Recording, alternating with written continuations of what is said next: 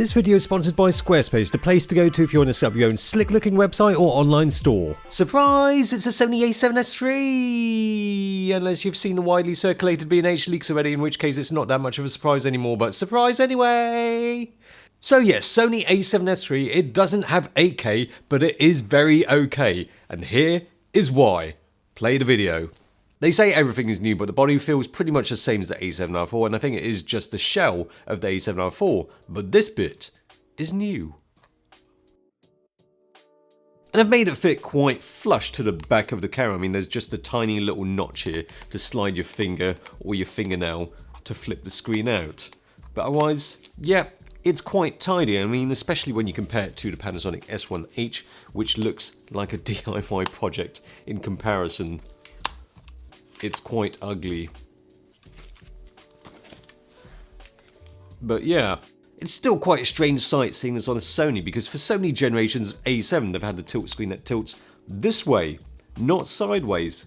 The ZV-1 was the first Sony to ever tilt sideways, so this is still quite a new thing for Sony, and this screen is going to be useful for the V word, vlogging.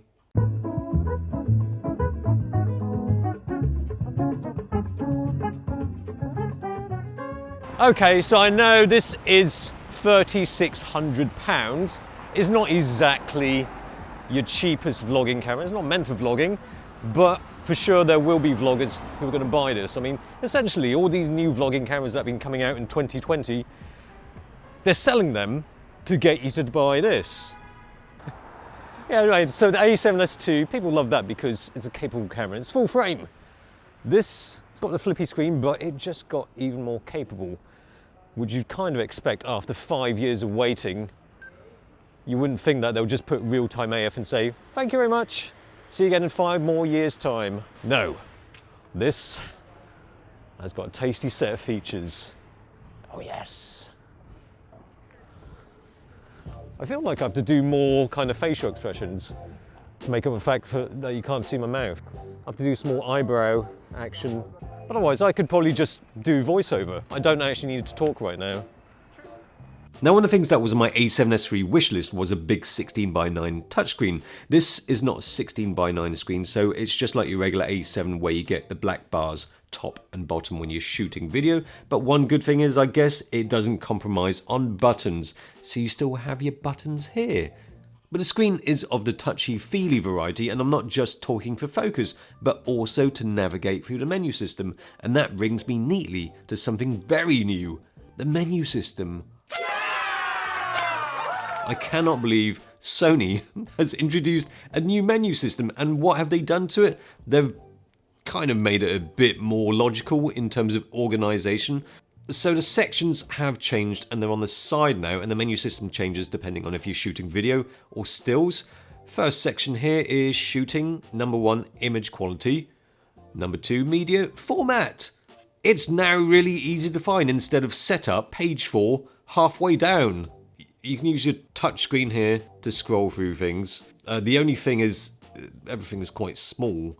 So if you've got fatter fingers, you might encounter some problems pressing the right thing in the menu system. You might. I don't know. I don't have fat fingers. But yeah, otherwise using the touchscreen seems to make things a bit speedier, and you can use the dial as well to sift through the pages. Exposure and colour has got its own section. AF has got its own section. Yay! It's just a lot tidier, and I think at least now it doesn't necessitate Googling where menu item is now halfway during a shoot, which I have done a few times. Nice on. Wait for it. Oh, it's not shaking. It's just turned off itself. Just pause momentarily because we'll just reset the Sony and setting everything up again.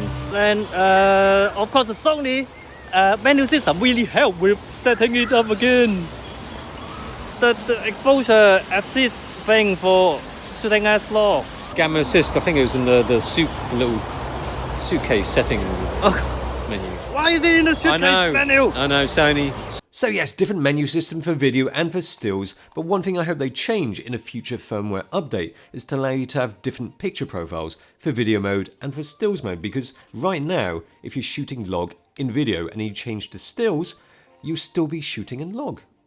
and I don't want to have photos in log. Also, it would be nice if it could memorize different shutter speeds for the different modes. So right now, if you're shooting video mode 50th of a second, you switch to manual mode for photos, it's still in 50th of a second, and you don't necessarily want 50th of a second all the time. Okay, let's spin around to the flap side of the camera. The flaps have been improved. They're better than the A7S2 flaps. They're similar to the A7R4 flaps. You've got a different flap here for your microphone, a different flap for your headphone, and then USB-C and your multi-socket right there. The flaps are more practical, they don't get in the way of stuff, and it's good having a different flap just for the mic socket because you might not want to use that, you might want to use this instead. Their fancy MI shoe mic. Digital, only the second Sony camera, well second consumer hybrid camera anyway, to be able to use it digitally. So no wires, the sound just goes through the hot shoe. Lastly, on the flap side is a biggie, I mean quite literally, it's bigger. Full-size HDMI port, yay! I hated that puny little port before because I just went through so many micro HDMI cables. The ends of it were so fragile. So yes, using an Atomos cable, and that will allow for some good stuff, which I'll come to later. Spin around to the other side, and yes, it's also flap side. I just realized that when I called the other side a flap side. This is also flap side. Under this flap hides two card slots, like the A7R4, but different to the A7R4 are the card formats. There's a new card format here, and it's not memory stick. So yeah, CF Express Type A card, it looks more like a Nintendo DS card or something like that, and I believe it's tough. I don't know. I think they might have written it somewhere or somewhere on the box. I don't know. It must be very small writing because I can't see it. But anyway, yeah, it's small and fast and actually not that expensive considering.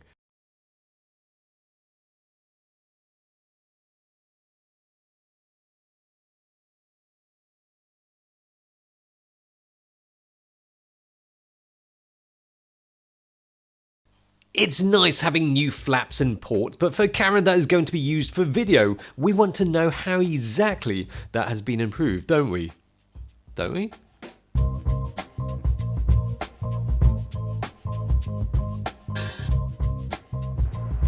Just in case you steal hand sanitizer. Okay, I've got to break it to you video geeks. It doesn't have a tally light. Actually, I'm a bit gutted that they didn't put one on it. I mean, it seems like such an easy thing to have done, but there is a setting in the menu that emphasizes your video recording, or EMPs your video recording, apparently, with a red box around the screen. Anyway, so yeah, one of the reasons why I use the GH5 for vlogging and filming shots like this, usually, is because of the stabilization. In fact, that Sony, not too good at rolling shutter. Well, now they've improved it. They've got a new processor. It's got the Bion's XR, which is 8 times the processing speed of the X. Doesn't really mean much to me. I'll wait for this little truck to go by.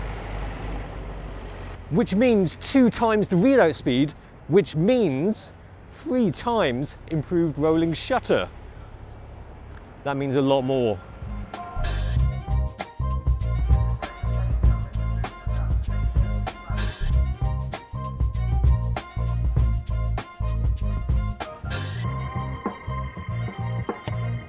All right, let's go. We've got to touch that. Yeah. So I don't think they've improved the stabilization as such, but rolling shutter improved by 3 times. The best way to get an idea is to compare to, in my opinion, the current best Sony full frame for video, the A7 III. Of course, if you whip it around like a nutter, you'll still see some effects, but the improvement is really quite noticeable over the A7 III, which I don't even think is Sony's worst offender when it comes to rolling shutter, and they'll make handheld shots look better. But what about the stabilization? How does this look when I'm walking and talking? Hoping it's looking pretty damn good. Unfortunately, the IBIS doesn't provide super smooth stabilization for walking vlogging shots. Okay, so now I have mounted the Batiste 18mm f2.8 lens on. That doesn't have any optical stabilization inside the lens, so we're just relying on the steady shot of the camera. Let's see how that fares. In standard mode, the steady shot doesn't smooth out the shakes. Actually, I did notice that for just handheld shots where I'm not walking, the stabilization works a lot better than before. I wouldn't be able to get these kind of shots with the A7 III handheld. But there is an active Steadyshot, which is digital stabilization basically. But that means a 1.1 times crop. Let's try it out.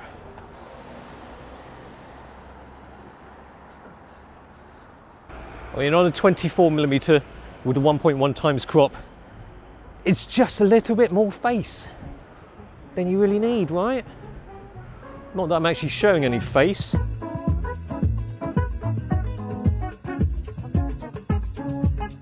But anyway, yes, the 4K video, so it's got 15 stops of dynamic range, which is not too bad, is it? Yeah. But also, they've changed the color science, again, to match the FX9. Also worth noting is that it's got 759 phase detect autofocus points. Previously, the A7S II didn't have phase detection, so it's just a logical step to go to phase detection, but this has a coverage of 92%. And saying that, about 92% of my face is covered, so it's not exactly a good time to test the face detection. IAF, eyes covered as well. Or maybe that would be a good challenge for the IAF. Okay, so it's supposed to be 30% better on your eyes. I don't know how they measure that. Now, I didn't take my Atmos recorder, so I can't show you exactly what was shown on the screen, but it picked up on my face despite the mask, but it couldn't quite latch onto the eyes properly. When I gave a sneak peek of my eyes, the IAF works really well. Even when the face and eyes are further away from the camera, it still maintains the focus well. And with my glasses on, and even from the sides of my face, it still picks up the focus on the eyes and it doesn't lose track of it. The AF in the video is really one of the reasons why I like using Sony at home. I mean, check this out. Focus on the hand. No focus on the face. Alright? But yeah, it has been tempting seeing other recent cameras with fancier 4K options.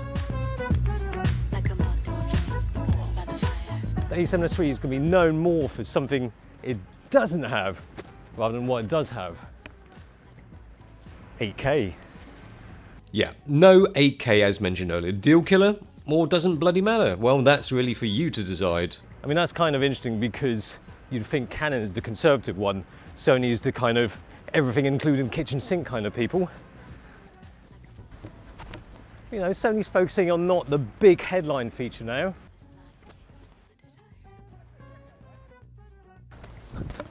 But rather just concentrate on how it's executed, how it's done, how that 4K is done. I mean, this has got 4K, but it's not just your regular 4K 100 Mbps, it's 4K 120.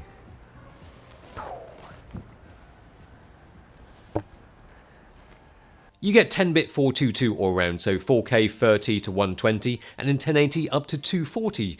Yeah, but also they've changed the color science, again, to match the FX9. Now these were shot in 4K 25p all-eye, S-Log3, S-Gamut, and my preferred LUT, Alistair Chapman's Venice LUT, applied straight onto the clip, nothing else, produces some great looking results. No colour correction here, just the LUT. There's a certain richness to these 10-bit files, which when you're coming from an A7 III to this, is quite apparent. With skin colour comparison, used my preferred movie picture profile, same white balance setting, same settings, everything. The A7 III on the left there, I always find that it ends up looking a bit uneasy, queasy, a little bit yellow, a little bit green. The S3 seems to be a bit more pumped on the reds. It's probably the most pleasing skin tones without doing any work that I've seen from an A7 camera. It feels like the auto white balance performs better too. Although I wouldn't say it's perfect when, say, surrounded by trees and grass. It hasn't chucked in those magentas to try and balance all that greenness that some Sony cameras of the past had a problem with. So yeah, that's a little bit different, but what else is different? Well, it's now got 15 stops of dynamic range. Not too shabby, right? Yes, really not shabby at all. I mean, take a look at this comparison between the A7 III and the A7S III, both exposed with the same settings, with highlights looking a little bit clipped. Just check out the edge of the curtain and the roof of the car. Same LUT. As you pull back the exposure, both gain back quite a bit of the detail and the highlights, but down to -3 stops, and you can see how much further the S will go. So yeah, in 4K, usually I use the Picture Profile 1. Movie picture profile. In daytime, S-Log3 usually doesn't go low enough, but now it goes down to ISO 640, but if you expand it, it goes all the way down to 160, which is actually quite usable in daylight. But one thing that is same but different is the sensor. I mean, not exactly the same sensor. The megapixels stay the same. It's 12 megapixels. Yeah, I know. So I wouldn't exactly use it for stills, but you can. It's got a pretty big buffer. It'll do a 10 FPS burst of raw, uncompressed for over 1,000 shots. That's insane, but I don't know of anybody who will actually buy this to take photos with. But yeah, I say same but different because the different part is that now it's back illuminated. Its bum is illuminated. Sounds like Kim Kardashian photo shoot. Now both the a7S II and the 3 go up to ISO 409,600. The old one struggles more with focus because that's contrast detect in low light. The new one's quicker and it retains focus better, but the details, they're sharper, they're better. Still noisy, but much more usable. With just a mobile phone for light, it's quite impressive that you can get to look quite decent, even at crazy high ISOs. So yeah, now this low light king has got a brand new crown. Alright, so yeah, it's got 4K. It is 4K. It's very nice 4K as well. Look at that, it's a pigeon eating Pret. And when you're shooting log with the newest sensor, it's great seeing how little noise you get in the shadows. No exposing to the right, just the right exposure.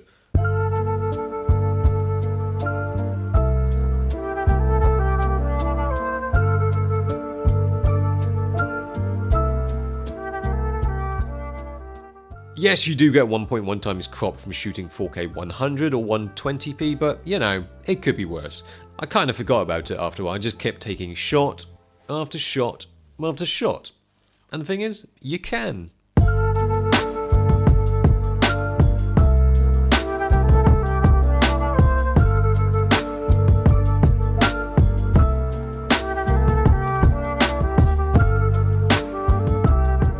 So yeah, you've got your 4K 120 all-eye or H.265, but also they've improved overheating. It's the hot topic right now, if you excuse the pun. I mean, for so many years, and we've mostly just laughed it off and sort of accepted overheating with Sony cameras, it's only when Canon releases something that overheats, it becomes a problem to be talked about. Well, anyway, first off, I tried it on standard temp auto switch off setting, or whatever they call it, and at 4K 120 it switched off after about 18 minutes at around 25 degrees C. However, when I switched to extended temp auto switch off, cut off, whatever they call it, this is what happened. Well, first off, I began with 4K 60. The temperature began to rise with direct sunlight hitting the camera, no clouds at all, and the temperature just kept getting hotter and hotter, way past 30 degrees C, worked out in Fahrenheit, and the camera just kept rolling. And the Z battery is rated to last 95 minutes of continuous recording time. Well, it kept recording for longer than that. I got 109 minutes out of it and still no overheating. Then I had to change the battery, and as soon as I put the new battery in and hit record, the high temp warning came on. But then it still kept going, and the temp eventually peaked at 37.5 degrees C, and then eventually it cut out at 44 minutes. That is impressive. FYI, the Canon R5 stated high temp cutout time based on Canon's own controlled test at a constant 23 degrees C is 35 minutes, a 30-minute video plus another 5-minute video. Just FYI, of course. But anyway, I let the camera rest for an hour, have a mojito, chill by the pool, and I tried another test at 4K 120 again. The temperature lowered down from 37 degrees C back down to 34 degrees C. Direct sunlight still, and I got 50 minutes, one long continuous clip of 4K 120 before it cut out. Now, out of curiosity, I tried again the next day with 4K 100p instead of 120p, and I got 1 hour 2 minutes recording before it cut out in 32 degrees C direct sunlight. The only thing I didn't try is 4K 25, 30p, but given how long the 4K 60 went on for, I would expect it to be well over 2 hours. It's really quite surprising that Sony have gone the practical route, not the route of making a bold statement. I mean, I guess they're hoping with the a7S III that how it performs in use as a camera meant to be used for work will shine through instead. The longer overheating cutoff times will allow you to keep shooting throughout the day. quite impressive that they do this without using a fan. I mean, basically it's an A7R4 shape. There has been some heat dissipating design changes that I can't quite visually comprehend how it's been done. It's not like they've added huge vents on it or anything, and they've improved the dust and moisture resistance. So, well, I don't know, but they've done something right anyway. But it is a great little run and gun camera to accompany or to be an alternative to Cine camera. And also one useful thing is the high speed 4K frame rates come in a high efficient image file, H.265, making them quite compact files. 20 seconds of 4K 100p with 738 megabytes.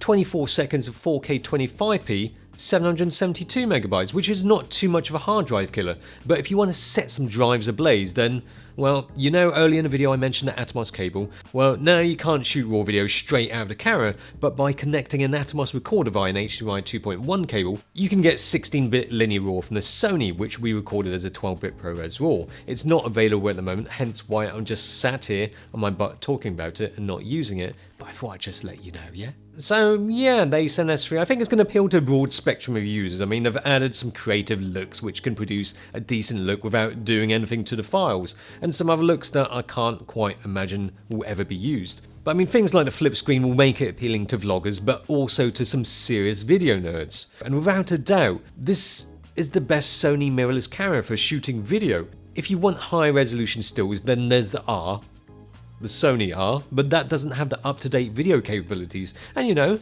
now Canon has done 8K, what's the bet that the A7R5 will have 8K? But anyway, for workhorse full-frame camera that takes video, there's also the S1H from Panasonic, but the A7S III offers more with better rolling shutter, no crop in 4K 60 and 4K 120 with a slight crop and an AF system that actually works properly. The continuous AF is as good as you'll need for video, and it works really well even when there's hardly any light too. I mean, I don't even think I need to talk this long about the A7S III. It's really quite simple. It takes clean, crisp 4K, and it works. A camera that just works. Never thought I'd say that.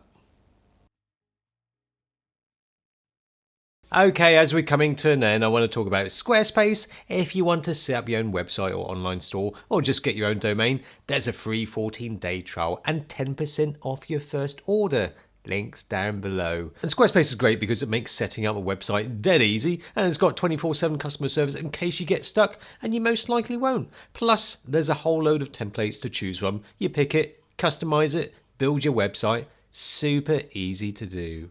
Thanks for watching. See you again.